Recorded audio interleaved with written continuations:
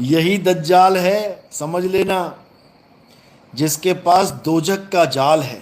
और दोजक क्या है? मां का गर्भ ही दोजक है, समझ लो। जो मां के गर्भ में आ गया वो दोजक में आ गया। इसी को कुंभी नरक बोला है बाबा नानक ने। कुंभी इसलिए बोला है क्योंकि माँ का पेट कुंभ की तरह, घड़े की तरह बाहर आ जाता है। उसमें ये जीव उल्टा लटका होता है और तरह तरह की अंदर गंदगी भरी होती है। देखना कभी बच्चा पैदा होता कैसा होता है, तुम्हारी हालत खराब हो जाएगी। उस गंदगी में, उस नरक में, उस वैतरणी नदी में 9 महीने उल्टा लटक के आ रहा होता है।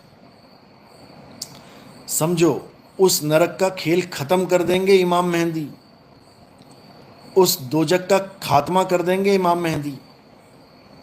समझ लो, चूरामन अवतार आने वाला है। चूरामन अवतार कौन है? जो मन को चूरा कर देगा, खात्मा कर देगा। जो ये बड़ा बैठा है ना, बन के बहुत बड़ा है, इसका चूरा चूरा कर देगा वो। समझ लेना। तो मालिक की कृपा तो होनी ही है, इसमें कोई शक नहीं है। कल की अवतार तो आएंगे ही आएंगे, इसमें कोई शक नहीं है। लेकिन अगर उसको कोई आदमी समझ लेगा, अगर इमाम मेहंदी को कोई इंसान समझ लेगा कि एक आदमी आएंगे वो इमाम मेहंदी होंगे, भाई वो कोई आदमी नहीं होंगे, वो कोई शरीर नहीं होंगे। मैं समझा समझा के थक गया। अभी भी लोग इंतज़ार कर रहे हैं कि कोई शरीर होगा, वही इमाम मेहंदी है, वही कल की अवतार है। कोई शरीर इमाम मेहंदी और कल की अवतार नहीं है। इमाम मेहंदी और कल की अवतार कौन है? आत्मा ही इमाम मेहंदी है, आत्मा ही कल की अवतार हैं। आत्मा का नाम क्या है? मोहम्मद। आत्मा का नाम ही मोहम्मद है। मोहम्मद का मतलब होता है तारीफ के काबिल, प्रशंसा के काबिल।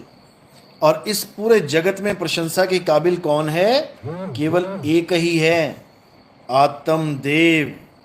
वही पूजनीय है, वही इमाम मेहंदी, वही कल की अवतार, वही मैत्रेय बुद्ध, वही मर्द का चेला, वही जीसस क्राइस्ट सेकंड कमिंग, सब वही हैं। लेकिन भेद ना होने के कारण सब भटक रहे हैं। कोई संभल गांव में ढूंढ रहा है कि संभल कहाँ है, संभल कहाँ है। कोई उड़ीसा वाला संभल लेके बैठ गया, कोई मुरादाबाद वाला संभल लेके बैठ गया, लेकिन समझ नहीं पाए कि संभल है क्या।